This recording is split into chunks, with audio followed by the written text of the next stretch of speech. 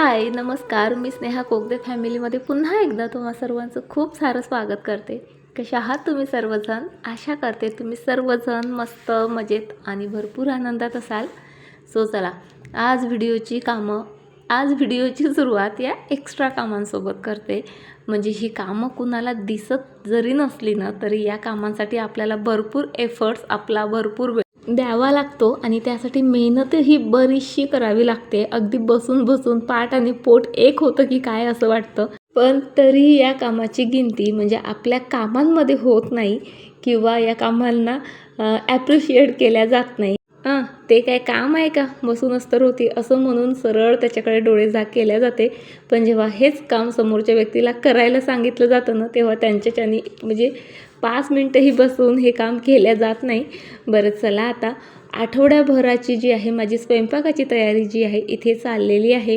काय होतं म्हणजे आता तर इतकं जास्त विस्कटलेलं आहे का विचारू नका. कधी स्कूल, कधी सुट्टी, कधी एक्झाम, तर कधी काय, तर दुपारची शाळा.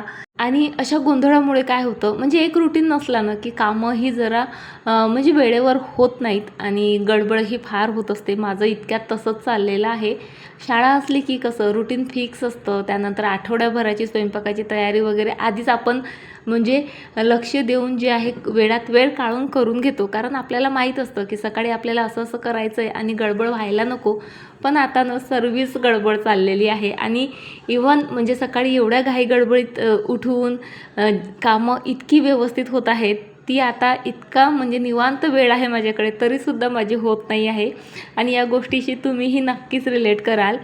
बरं चला, आज मला बनवायची आहे चिवईची भाजी. म्हणजे आमच्याकडे त्याला चिवचिव म्हणतात, कोणी चिवई आणि बऱ्याच ठिकाणी घोळही म्हणतात. पण घोळ म्हणा, चवळी म्हणा, त्यांची पानं खूप वेगळी असतात. हिची पानं खूप बारीक बारीक असतात आणि ही भाजी बनवायला जितका वेळ लागत नाही ना तितका वेळ ही निवडायलाच लागते. आता ना मी जस्ट तिच्यातला जो एक्स्ट्राचा म्हणजे गवत किंवा दुसरा भाजीपाला वगैरे जो असेल ना तो, आणि जर माती वगैरे असते मुळांना बऱ्यापैकी, ती फक्त निवडली. ती भाजी धुवून साईडला ठेवली. जेव्हा बनवेल ना तेव्हा मी कशा प्रकारे ती म्हणजे झटपट निवडते ते तुमच्यासोबत शेअर करतेच. त्यानंतर आज म्हणजे भरपूर एक्स्ट्राची कामं केली. आजचा माझा दिवस म्हणजे सर्व एक्स्ट्राच्या कामात गेला असं तुम्ही म्हणू शकता. बऱ्याच दिवसांपासून माझं चाललेलं होतं मला मसाल्याचा डबा क्लीन करायचा, पण फायनली आज मुहूर्त लागला. त्यासोबतच फ्रीजचे काही ऑर्गनायझर होते तेही रिकामे झाले होते, सो तेही क्लीन केलेत. आता हे सर्व सुकलेत. म्हटलं चला पटपट जे आहे फिलअप करून ठेवते. आणि असा मसाल्याचा डबा असला ना खरंच कामं भरपूर सोपी होतात. आपण ना भरपूर गोष्टी ऑनलाईन बघत असतो किंवा म्हणजे यूट्यूबवर बऱ्याच वस्तूंचे रिव्ह्यू बघतो आणि बऱ्याचशा वस्तू आपण जे आहे ऑर्डरही करतो. पण त्यातल्या फार कमी अशा असतात की त्या खरंच आपण म्हणजे डेली जे आहे यूज करू शकतो किंवा त्या खरंच भरपूर युजफुल असतात.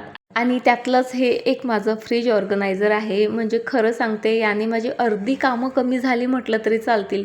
सकाळी किती घाई असते कामांची, अशा वेळेस फ्रीजमधनं कढीपत्ता घ्या, पुन्हा लसूण घ्या, अद्रक घ्या, हे घ्या ते घ्या, म्हणजे 4दा फ्रीज उघडा, 4दा बंद करा. 4 ऑर्गनायझर लागतात त्यासाठी वेगवेगळे. आणि त्यातही म्हणजे ओट्यावर पसारा होतो तो वेगळा. पण जेव्हापासून हे ऑर्गनायझर माझ्याकडे आलं ना खरं सांगते माझी कामं भरपूर हलकी झाली. म्हणजे एकदा फ्रीज उघडा, एकच गोष्ट घ्या, त्यात तुम्हाला तुमच्या स्वयंपाकासाठी भाजीसाठी लागणाऱ्या सर्व वस्तू एकाच ठिकाणी मिळतात. त्यामुळे म्हणजे वेळही वाचते, मेहनतही वाचते आणि गॅसच्या ओट्यावर फारसा पसाराही होत नाही. तुम्ही आधी जे ऑर्गनायझर बघितलं ते आणि हे जे आहेत ऑर्गनायझर, त्या दोन्हीची लिंक जी आहे मी डिस्क्रिप्शनमध्ये देते किंवा टॅग करते. तुम्ही नक्की चेकआउट करा. यामुळे तुमची बरीचशी कामं हलकी होतील. चला, फायनली घरी कैऱ्या यायला लागल्यात आणि खरं सांगू का इतक्या पटकन जे आहे म्हणजे इतक्या लवकर कैऱ्या घरी येऊ नये असं मला वाटत होतं. म्हणजे थोडंसं जे आहे लोणचं उरलेलं होतं. म्हणजे आणखी आठवड्याभर घरात कैऱ्या आल्या नसत्या ना ते लोणचं छान संपलं असतं आणि ती जी भरणी आहे ती घसून पुसून मी म्हणजे या वर्षीच्या लोणच्यासाठी तयार करून ठेवली असती. पण आता कैऱ्या आल्या म्हटल्यावर लोणचं काही संपणार नाही. चेक करते. मी 8 ते 10 दिवसापूर्वी ही भरणी भरून लोणचं काढलं होतं आणि या 8-10 दिवसात ते संपलं देखील, कारण तेव्हा कैऱ्या नव्हत्या. पण आता कैऱ्या आल्या म्हटल्यावर आता फक्त ही भरणी भरेल इतकंच लोणचं आहे, तरीसुद्धा ती महिना दीड महिना तरी संपणार नाही. म्हणजे कधीतरी पराठे वगैरे बनलेत ना, तेव्हाच जे आहे लोणचं खाल्लं जाईल. एखादा पदार्थ माहिती आहे का, म्हणजे बनवायचा जितका आनंद असतो ना, तितकाच तो संपला या गोष्टीचाही मला असतो.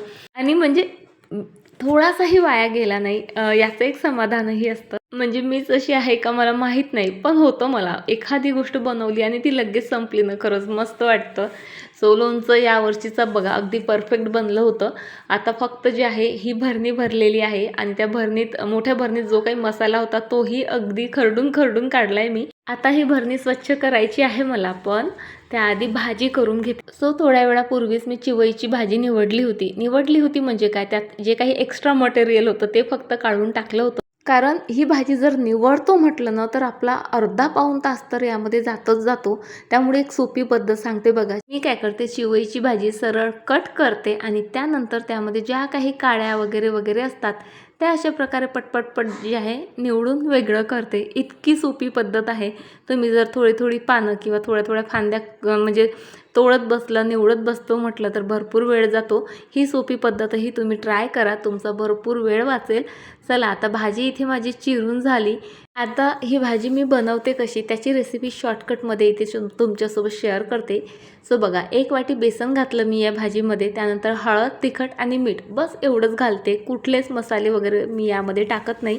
हो, फक्त कांदा मात्र भरपूर टाकते. बघा इथे छान मोठ्या साईजचे 2 कांदे मी अगदी बारीक असे कट करून घेतलेत.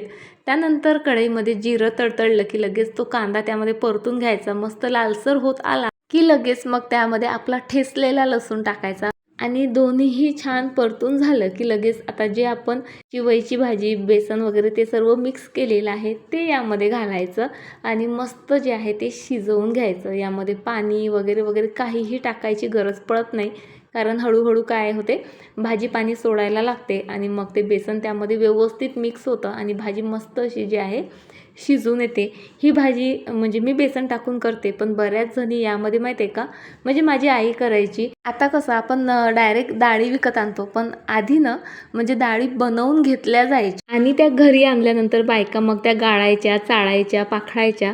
तेव्हा डाळ वेगळी आणि त्याची जो चुरा उरायचा काहीतरी म्हणतात त्याला, आता परफेक्ट नाव नाही आठवत आहे.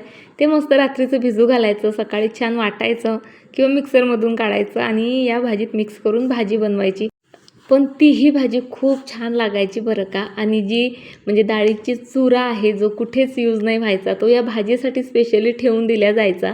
बरं चला, आता बोलता बोलता इथे माझी भाजी ही परफेक्ट अशी बनवून झालेली आहे आणि हिचा स्मेल इतका छान येतो की कधी एकदाचं जेवण करते असं काहीसं होतं. आज ना माहीत नाही का, म्हणजे माझा जास्तीत जास्त वेळ किचनमध्येच जातोय. जेवण झाल्यानंतर भांडी वगैरे घसली, ओटा वगैरे क्लीन केला आणि पुन्हा बघा आता किचनमध्ये आलेली आहे. कडधान्य भिजायला घालायची होती आणि मी ना मटकी, मूग आणि हरभरे हे तिन्ही एकत्रच भिजायला घालत असते. सो ती भिजायला घातली. त्यानंतर ही भरणी छान घसून झाली होती. चला आता ही पण उन्हात वाळायला घालते.